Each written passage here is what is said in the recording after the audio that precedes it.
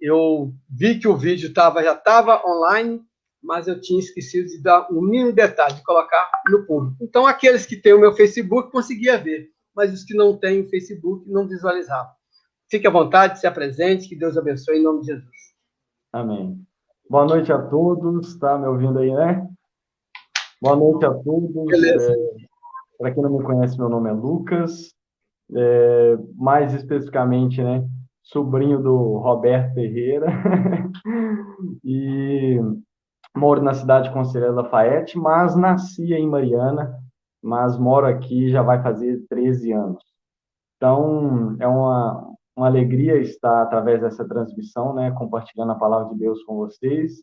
E como eu sempre gosto de lembrar, com os irmãos, né, sei que tem outras pessoas também que não são da Peniel, mas um abraço especial aqui aos irmãos da Peniel, essa igreja que já fui visitar várias vezes, tive a oportunidade de pregar aí várias vezes, e é uma igreja que tem um lugar especial no meu coração, então mando um abraço a todos, né, e que em breve a gente possa estar junto novamente.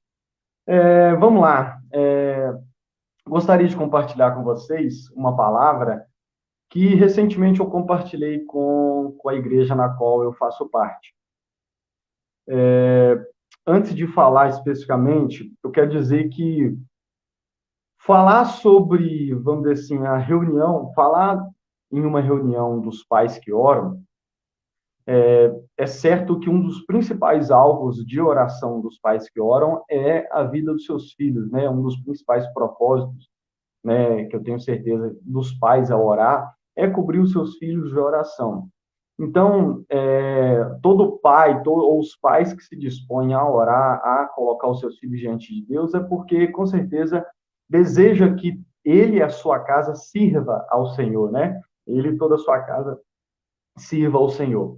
Então, basicamente, falar dos pais que oram é também falar de toda a família, né? Os pais que oram são os pais que buscam, através da oração, interceder por toda a sua família e tudo.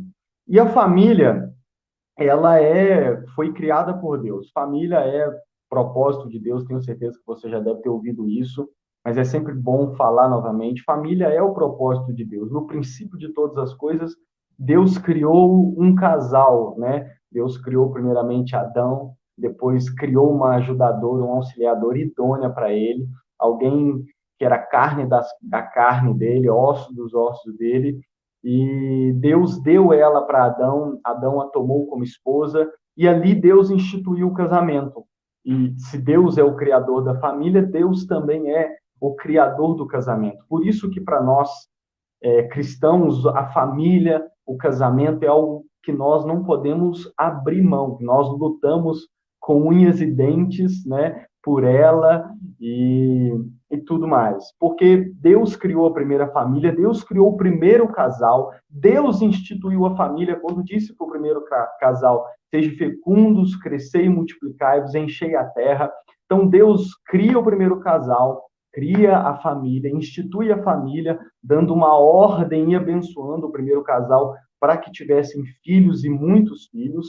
E a partir de um casal, a partir de um casamento, a partir de uma família, ele inicia a criação de todas as coisas. E nós vemos ao longo de toda a Bíblia como que a família tem papel, vamos dizer assim, central em toda a história da humanidade, né? A verdadeira história do mundo que a Bíblia nos conta, ela sempre teve, desde o início, as famílias como tendo, vamos dizer assim, um dos papéis principais de toda essa trama. A gente lembra do dilúvio, quando Deus escolheu uma família para reconstruir tudo novamente após o dilúvio. Depois disso, nós vemos Deus chamando Abraão, juntamente com a sua esposa Sara, e prometendo para esse casal novamente que daria filhos para eles. E para que Deus daria filhos para Abraão? Porque Deus queria abençoar Abraão, dar uma grande família para Abraão, né? Deus disse que daria mais filhos para Abraão do que as estrelas que haviam no céu. E para que Deus faz isso? Deus diz lá em Gênesis para Abraão: eu escolhi você e a sua família para que, através de vocês, todas as famílias da terra sejam abençoadas. Então, Deus sempre escolheu a família para abençoar outras famílias. E esse é um padrão de toda a Bíblia. Esse é um padrão de toda a Bíblia. Se você observar dessa perspectiva, você vai ver que toda a história que a Bíblia nos conta é a história de Deus se relacionando com famílias. A história de Deus, a história do mundo é a história de famílias se relacionando com Deus. Então, a família, o casamento, é para nós cristãos algo inegociável. E eu quero falar especificamente do casal mais famoso da história do mundo. Que casal é esse? Não é Adão e Eva. Eu acredito que o casal mais famoso da história do mundo é José e Maria. Não à toa nós temos no mundo muitas Marias e muitos Josés por causa desse casal. Por causa desse casal, nós temos muitas pessoas com o nome Maria e muitas pessoas com o nome José. Então, para mim, José e Maria é o casal mais famoso de toda a história do mundo. Não sei se você vai concordar comigo. Mas eu queria ler Mateus capítulo 1, do versículo 18 ao 24, que diz assim, Mateus 1, do versículo 18 a 24. O nascimento de Jesus Cristo foi assim. Maria, sua mãe, ia casar com José, mas antes do casamento ela ficou grávida pelo Espírito Santo. José, com quem Maria ia casar, era um homem que sempre fazia o que era direito. Ele não queria difamar Maria e por isso resolveu desmanchar o contrato de casamento sem ninguém saber. Enquanto José estava pensando nisso, um anjo do Senhor apareceu a ele num sonho e disse: José, descendente de Davi, não tenha medo de receber Maria como sua esposa, pois ela está grávida pelo Espírito Santo. Ela terá um menino e você porá nele o nome de Jesus, pois ele salvará o seu povo dos pecados deles. Tudo isso aconteceu para se cumprir o que o Senhor tinha dito por meio do profeta. A virgem ficará grávida e terá um filho que receberá o nome de Emanuel. Emanuel quer dizer Deus está conosco. Quando José acordou, fez o que o anjo do Senhor havia mandado e casou com Maria. Porém, não teve relações com ela até que a criança nasceu. E José pôs no menino o nome de Jesus. Acredito que até mesmo quem não é muito religioso conhece essa história, que para mim é a história mais famosa do mundo, que é a história de José e Maria, a história do nascimento de Jesus. Passamos agora há pouco pelo Natal. Então,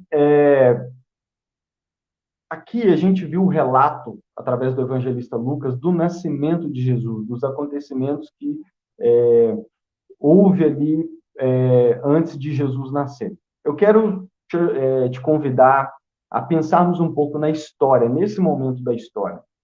Mateus, nós lemos aqui, podemos ver pelos outros evangelhos, começa a dizer que um anjo apareceu para uma virgem chamada Maria, que estava com casamento contratado. Você sabe que hoje não é tão comum, principalmente aqui no Ocidente, no nosso lado do mundo aqui, mas nos tempos antigos e ainda em alguns países lá do lado do oceano, lá do Oriente, é muito comum contrato de casamento. Muito comum, é muito comum as famílias, vamos dizer assim, escolherem com quem os seus filhos irão casar. E aqui nós ficamos sabendo pela história, que uma virgem chamada Maria estava de casamento contratado com um homem chamado José, que era descendente de Davi.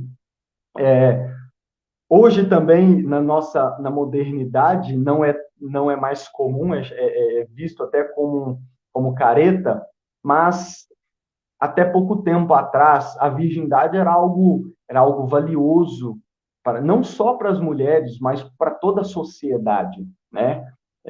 Dizem que no passado, quando alguém perdia a virgindade antes do casamento, as pessoas comentavam assim: fizeram mal para fulana de tal, porque eles consideravam um mal, como algo que não era bom de acontecer. Por isso que a Bíblia nos dá o detalhe de que Maria era virgem. E também nos dá o detalhe de que ela já estava com o casamento contratado com um homem chamado José. Por que isso é importante? Porque, para nós hoje, a gente poderia pensar assim: então eles estavam noivos. Mas esse contrato de casamento que eles tinham não é como o nosso noivado hoje. Hoje em dia, a gente fica noivo né? As pessoas ficam noivas. Só que esse noivado, embora já seja um compromisso de pré-casamento, você, hoje em dia, você pode ficar noivo 5 anos. Se depois de 5 anos noivo, você ou uma das duas pessoas decidir que não quer mais nada, simplesmente tira a aliança do dedo, se colocou, né? Tira a aliança do dedo, vai cada um do seu lado e a vida segue. É, e, vamos dizer assim, não há aquele compromisso, aquela exigência mesmo, né? Na época de Maria e José, não era assim. Esse contrato, embora não fosse um casamento, para o povo da época já era um contrato, já era um compromisso, quase que significava já o casamento. A única coisa que eles ainda, vamos dizer assim, o único compromisso, a única relação que eles não tinham era, principalmente, eles não moravam juntos e não tinham relações sexuais ainda. Talvez, bem a grosso modo, poderíamos dizer que eram as duas únicas coisas que esse nível de compromisso que Maria e José tinham não permitia eles ter, que era morar junto e ter relações sexuais. No mais, o compromisso que esse contrato exigia já era quase que um compromisso de casamento. Tanto que, na época, quando alguém decidia, por exemplo, não estou dizendo que não havia pessoas que desistiam de casar, mas quando alguém desistia desse pré-contrato de casamento, eles assinavam a carta de divórcio. Para você ter uma ideia, hoje, quando um casal desfaz noivado, ninguém vai lá fazer divórcio, porque para a sociedade hoje não tem compromisso assim, mas para aquela época era. Por que eu estou falando disso tudo? Para te ajudar a entender o contexto do nascimento de Jesus. Para te ajudar a entender o que a Bíblia está querendo nos dizer quando dá esses detalhes de que Maria era virgem, de que eles já estavam com um casamento arranjado, com um contrato de casamento, né? E no meio dessa história toda, aí você imagina, então, a seriedade que é a virgindade de Maria e esse pré-contrato deles de casamento. Nesse contexto, um anjo aparece para Maria e diz a ela que ela ficaria grávida. E a primeira reação dela foi: como que isso é possível se eu ainda sou virgem? Né? Eu nunca me deitei com ninguém. E o anjo dá os detalhes para ela, fala que o filho que ela que habitará no ventre dela será chamado Filho de Deus, Filho do Altíssimo. O Espírito Santo encherá ela, porque ela pergunta como que isso vai acontecer. E o anjo revela: o Espírito Santo vai te envolver, o Espírito Santo vai te cobrir e você vai ficar grávida. Agora, vamos nos colocar no lugar de Maria agora. Imagina você, uma moça daquela época, onde a virgindade era algo sério, a sociedade inteira valorizava isso, e você já estava com um contrato pré-casamento. Imagina agora como que você chega perto diante da sua família, diante do seu futuro esposo, da família do seu futuro esposo, e imagina como que você agora aparece na sociedade grávida. Imagina o que naquela época eles iriam pensar. Maria adulterou, e você sabe que no período bíblico, uma mulher pega em adultério, ela era apedrejada até a morte. Então, o que eu quero te levar a pensar é: se coloque no lugar de Maria. Se coloque no lugar de Maria. Na hora que o anjo diz: você vai ficar grávida, e ela diz: mas eu nunca me deitei com ninguém e estou de pré-casamento com um homem. Como que isso vai acontecer? Não. Se coloque no lugar de Maria. Eu não quero isso. Por quê? Porque como que eu vou explicar? Primeiro, como que eu vou explicar para José? Você acha que José vai acreditar que o anjo apareceu para mim? Segundo, como que eu vou contar isso para minha família? Como que eu vou contar para a família de José? Como que a sociedade vai receber isso? É perigoso, e era mesmo, eles me apedrejarem até a morte. É perigoso eles me apedrejarem até a morte.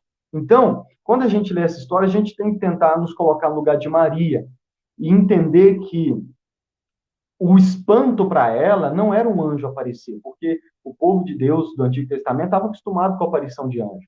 O espanto foi a mensagem que o anjo trouxe para ela: você vai ficar grávida. Então, imagine, você coloca no lugar de Maria. Coloque agora, quando o anjo diz que você vai ficar grávida sendo virgem, começa a pensar agora, com a cabeça de Maria: Quantos problemas isso vai trazer para minha cabeça? Eu vou ter que enfrentar José em primeiro lugar. Vou ter que enfrentar a minha família e eu vou ter que enfrentar a sociedade. E eu não sei nem se José vai acreditar em mim, muito menos a minha família e pior ainda a sociedade. Se coloque então no lugar de Maria recebendo a mensagem do anjo. Eu acredito que se fosse eu ia mandar esse anjo ir embora. Não, vai embora porque eu não quero isso. E o que eu estou querendo levantar com isso? Maria, naquele momento, ela teve que tomar uma decisão. E qual é a decisão que Maria teve que tomar? Eu confio ou não que isso é de Deus? Eu confio ou não que essa mensagem é de Deus? Eu confio ou não nesse Deus que está anunciando tudo isso para mim?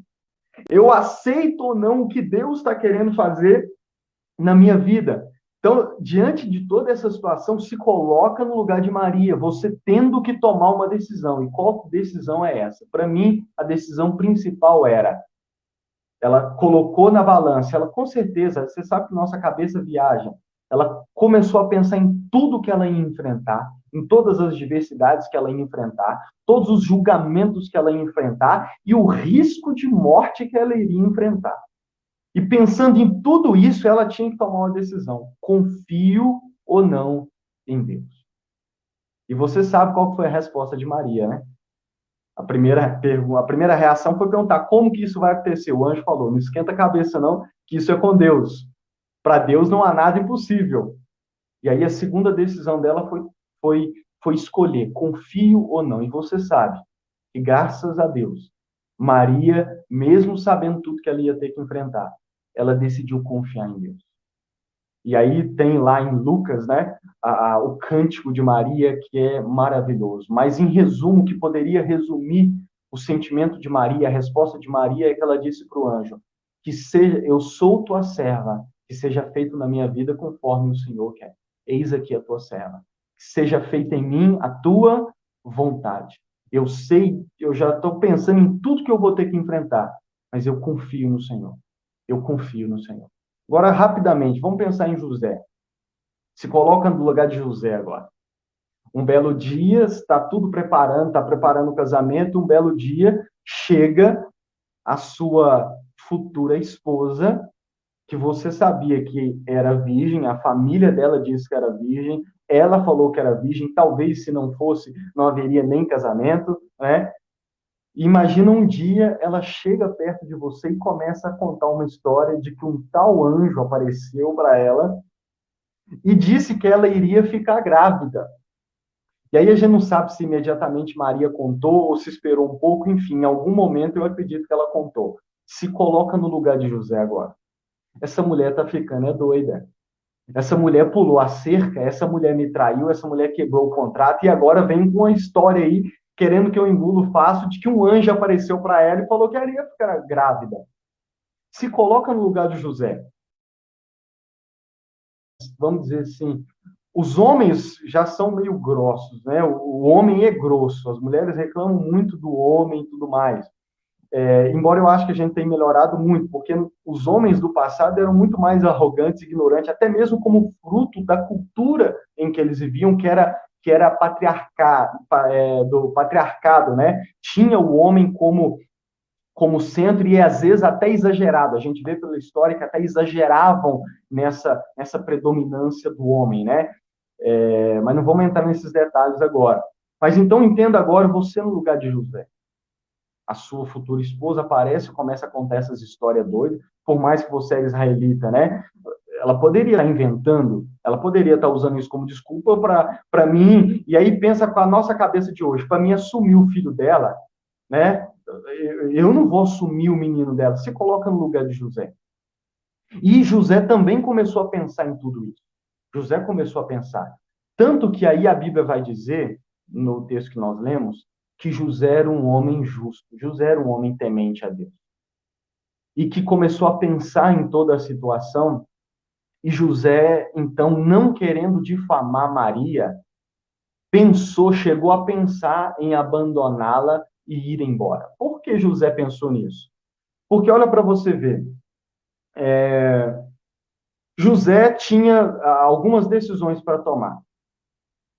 Se ele ficasse com Maria, se ele decidisse acreditar em Maria e ficar com ela, ele ia ter que explicar para sua família, para a família de Maria e para a sociedade por que Maria engravidou sendo virgem e antes do casamento.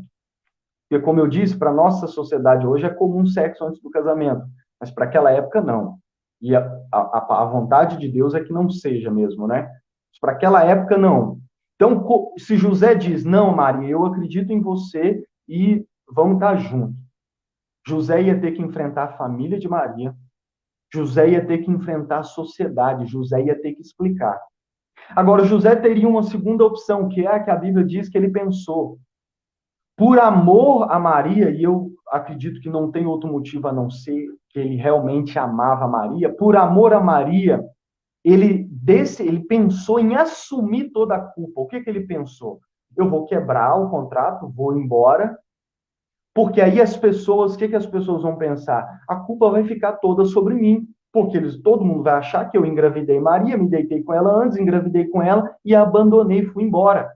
Então, de qualquer forma, seja assumindo Maria, ele teria que explicar, e seja indo embora, a culpa ficaria toda sobre ele. Talvez José seria conhecido hoje como o cara que abandonou uma mulher grávida. E a gente sabe como que isso hoje, para nós, já é espantoso, né?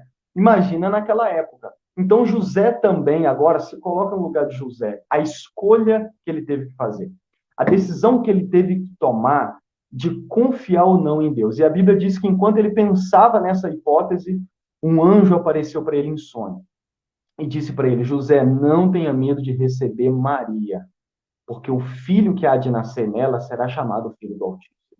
Então, agora, o anjo já havia aparecido para Maria, agora aparece para José e diz para José, José, não tenha medo. Confie, porque, de fato, o filho que ela está esperando será filho de Deus. É o Filho de Deus. E aí o anjo diz, é ele quem vai salvar o seu povo dos seus pecados. Talvez para nós seja algo irrelevante, mas entenda que o povo judeu daquela época, e alguns judeus até hoje, ansiavam pelo Messias.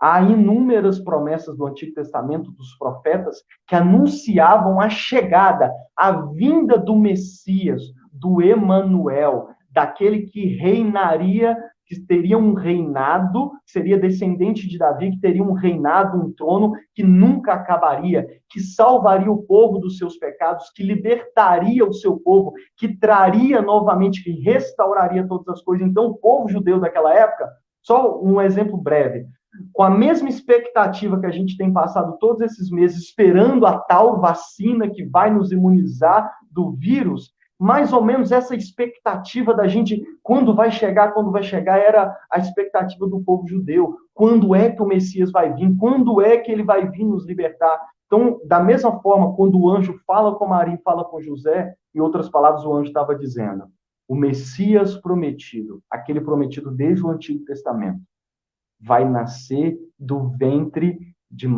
seu ventre, Maria. E para José, o anjo meio que disse, sabe o Messias prometido desde o Antigo Testamento? Deus vai colocar no ventre da sua futura esposa. Então, não tenha medo. Permaneça com ela. E qual é a decisão que José teve que tomar? Confio ou não no Deus que está me dizendo isso?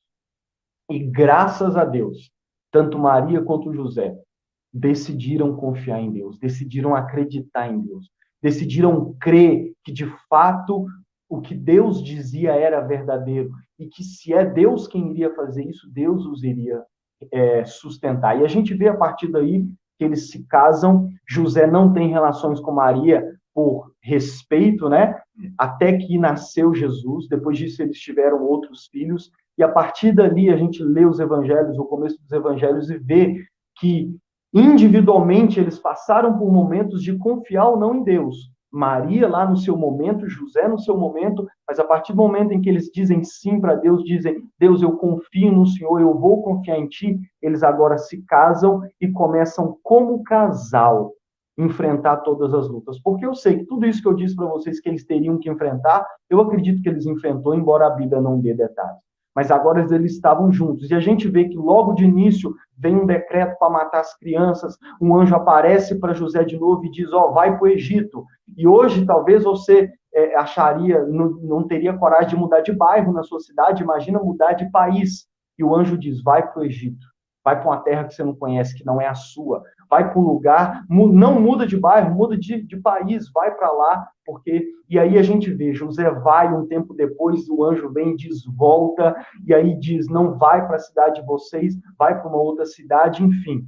A partir dali, José e Maria tiveram que passar por momentos em que eles iriam agora juntos decidir e tomar a decisão de confiariam ou não em Deus. O que eu estou querendo dizer com tudo isso? A caminhada cristã, a caminhada com Jesus, a caminhada com o Deus da Bíblia, é uma caminhada de confiança. É uma caminhada em que, desde que Jesus nos chama, a pergunta que ele faz é, você vai confiar em mim? Você vai crer em mim? Você vai confiar totalmente em mim? Você vai se entregar totalmente em mim, a mim? Porque entrega é confiança. Você não se entrega sem confiar. E o chamado que Jesus tem para nós é confie em mim. Confie em mim. E a caminhada cristã é um chamado a uma caminhada de confiança em Deus. Então, o que eu quero dizer, por que eu estou dizendo tudo isso? Porque nós temos passado dias difíceis, né? Desde a última vez que eu participei aqui, muita coisa mudou. Nós temos passado momentos difíceis.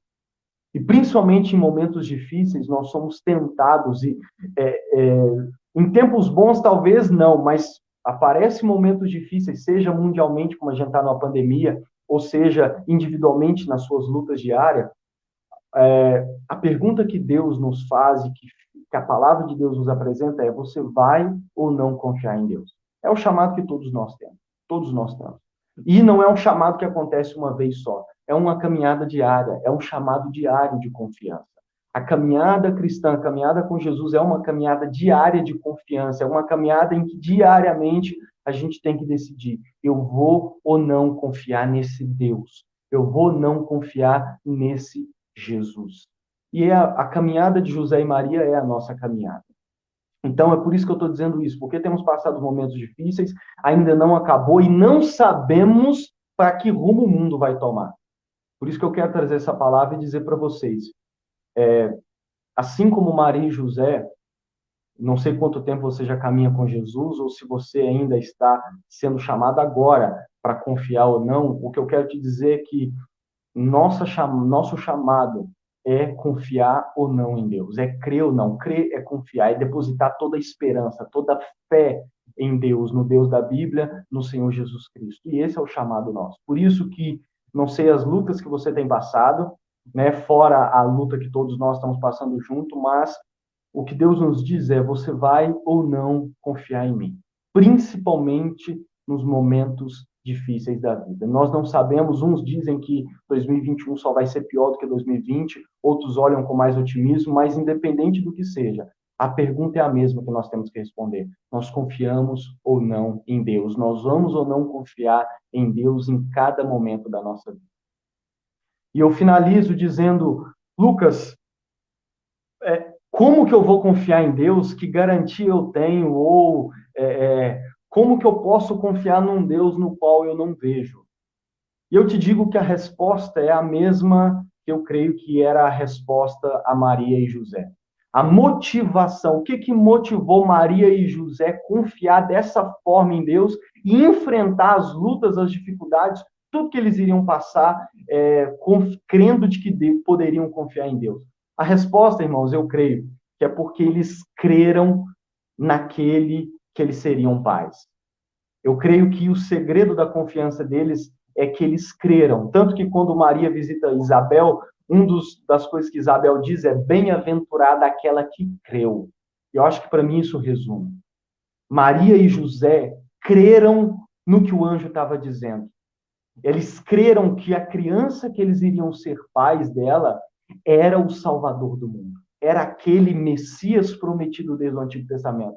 Era aquele que iria cumprir na vida do povo de Israel todas as promessas que Deus fez no Antigo Testamento. Seria aquele que iria perdoar os pecados deles. Seria aquele que iria curar e restaurar todas as coisas. E por crer que aquela criança que eles iriam dar à luz era de fato o Messias, isso gerou neles a confiança. E a mesma coisa eu digo que é a base da nossa confiança. Talvez mais do que Maria e José, nós temos motivos para confiar nesse Deus, sabe por quê?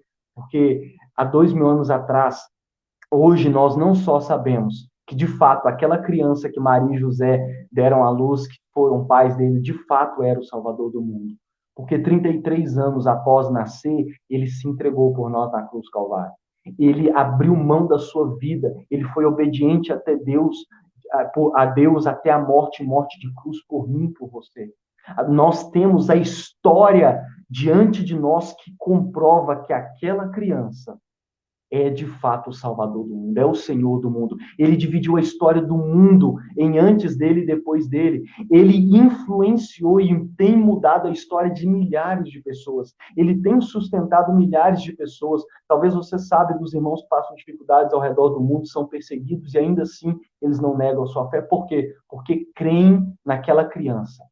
Creem que o filho de Maria e José é de fato o Senhor e o Salvador do mundo. Então eu creio que mais do que até Maria e José, nós temos motivos para confiar nesse Deus, nós temos motivos para viver uma vida de confiança com o Senhor Jesus. De mesmo em meio aos dias difíceis da vida, nós continuarmos firmes nele, nós continuarmos apegados às promessas que ele tem no Antigo Testamento, que ele tem na sua palavra para nós. Por quê?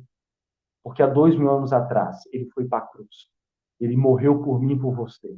Ele foi até a morte, e na sua morte, naquele que foi o pior momento da sua vida, ele estava nos libertando, ele estava perdoando os nossos pecados. E a palavra de Deus diz, Paulo vai dizer mais tarde, que se Deus não nos poupou o seu único filho, mas o entregou por nós, ele não nos dará todas as outras coisas. E Paulo também diz em Romanos, que nada, quando nós nos entregamos a esse Senhor e esse Salvador, nada, nem a vida, nem a morte, nem principado, nem potestade, nem sofrimento, nem luta, nada pode nos separar do amor dele. E que ele veio não só para perdoar os nossos pecados, mas para nos garantir uma vida eterna. Um lugar, uma vida onde não haverá nem choro, nem lágrima, nem pranto, nem dor. Portanto, eu creio que mais do que Maria e José, nós temos, vamos dizer assim, uns acreditam que não, mas nós temos prova suficiente de que podemos confiar nesse Jesus. Não porque ele me curou, não porque ele fez um milagre na minha vida, mas porque ele deu a vida dele por mim. E se ele foi capaz de dar a sua vida por mim, quem dirá as outras coisas, meu irmão? Então, meu apelo nessa noite é: continue, se for o seu caso, a viver uma vida confiando nesse Jesus, no qual você crê. Continue vivendo uma vida que, apesar do mundo caindo ao nosso redor, como diz uma canção, a gente permanece firme nele, sabendo que aquele que deu a vida por nós há de nos sustentar em todos os momentos da nossa vida. Pais, continuem orando, porque o Deus a quem vocês oram é o Deus que deu o Filho dele por nós. E se ele deu o Filho dele por nós, você acha que ele não vai atender as nossas orações? Você acha que ele não vai fazer coisas que, diante do que ele já fez por nós, é coisa mínima, porque para ele não há nada impossível. Se ele fez Jesus nascer no ventre de uma virgem, se ele fez um homem morrer e o ressuscitou ao terceiro dia, se ele deu o seu Filho por nós, você acha que ele não vai ouvir as nossas orações todas as sextas-feiras que a gente nos reunir, seja em live, seja pessoalmente, para orar a ele? Então, continue confiando. Para você que ainda talvez se consideraria uma pessoa que não crê e não confia em Jesus, meu apelo a você nessa noite é: nele você pode confiar. Nele você pode confiar. Você pode entregar a sua vida para ele. Porque quando Deus prometeu para Abraão, através da sua família, abençoar todas as famílias da terra, Paulo vai dizer em Gálatas que ele estava falando de Jesus. Então, Jesus pode transformar a sua vida, desde que a gente responda essa pergunta: eu confio ou não? E os motivos para confiar, eu disse para você aqui. Então, meu apelo a você neste momento é: confie, continue confiando, entregue-se totalmente a ele. E confiar não é, vou entregar metade, vou ver o que vai dar. Não, confiar é se entregar totalmente, ainda que você não saiba o que vai acontecer. Então, confie. Amém? Te convido a orar neste momento e que nessa oração, com as suas palavras, você possa responder essa pergunta ao nosso Deus e ao Senhor Jesus, que entregou a vida por mim e por você. Vamos orar. Senhor Deus, eis-nos aqui nessa noite. Quero te agradecer pela oportunidade. E, Senhor, diante do testemunho de Maria e de José, nós somos todos os outros heróis que nós ouvimos a história deles na Bíblia, homens que eram homens e mulheres que eram imperfeitos como nós, homens e mulheres que tinham medos como nós, homens e mulheres que tiveram que enfrentar dificuldades, lutas e problemas como nós enfrentamos hoje, mas que foram homens e mulheres que o Senhor, talvez, de acordo com o que nós conversamos hoje, fez uma pergunta simples: vocês vão ou não confiar em mim? Confie em mim. E eles responderam: Pai, para a glória do Senhor, responderam um grande sim para ti. E eu creio que nessa noite e cada dia da nossa vida, essa é a pergunta que o Senhor faz para nós. Você vai ou não confiar em mim? Você vai ou não crer em mim? Você vai ou não depositar toda a sua fé e esperança em mim? Senhor, que essa breve palavra possa alcançar os corações, que o Senhor possa, Espírito Santo, que o Senhor possa ir ao mais profundo do coração de todos que estão ouvindo e que vão me ouvir, e que, Espírito Santo, o Senhor possa dar a eles força para responder essa pergunta. E a minha oração por cada pessoa que está ouvindo, que vai ouvir essa palavra, é que o Senhor possa, com a tua graça, envolvê-la e capacitá-la com a sua fé. Dá a ela o dom da fé, o dom da graça, para que elas possam dizer sim para ti e viver uma vida de completa confiança em ti. Que essa confiança plena e total em ti as leve cada pai aqui, cada família a continuar orando, a perseverar na comunhão da igreja, a perseverar caminhando, a perseverar na leitura da Bíblia, a perseverar em todas essas atitudes que nós tomamos, que é baseada simplesmente nessa resposta, que é confiar ou não em ti. A minha oração é para que cada pessoa possa, Senhor, depositar totalmente a sua confiança em ti, a sua confiança em ti, Jesus, como o único Senhor e Salvador, porque foi para isso que o Senhor apareceu para José e para Maria, para colocar no ventre deles aquele que salvaria não apenas Maria e José, não apenas o povo judeu, mas nós também. Portanto, que possamos confiar e viver uma vida de completa confiança em ti, para a glória do Senhor, até que o Senhor volte, possamos ver o cumprimento completo das tuas promessas, possamos viver eternamente para a glória do Senhor. Em nome de Jesus. Amém. Amém? Lucas, que dizer mediante uma palavra dessa, né? Amém. Você já disse tudo, né? Então, que cada um dos irmãos que estão aí online, aqueles que irão visualizar futuramente aí, que mediante a todas as circunstâncias, confia no Senhor, confia nele, que a certeza de que ele vai fazer, de que ele está fazendo, de que ele está pelejando por nós, isso é fato. O salmista vai dizer lá, né, Lucas, que os que confiam no Senhor são como os montes Sião, que não se abalam, mas permanecem firmes para sempre. Que em meio a qualquer circunstância, a gente possa permanecer firme para sempre, confiando, acreditando que Deus está à frente. É por isso que o nosso Deus é considerado o Senhor dos Exércitos, está sempre com lutas, aqueles que estão sempre em luta, ele está sempre à frente das nossas batalhas. Irmãos, que Deus abençoe a todos, em nome de Jesus. Mais uma vez, eu peço desculpa aos irmãos pelo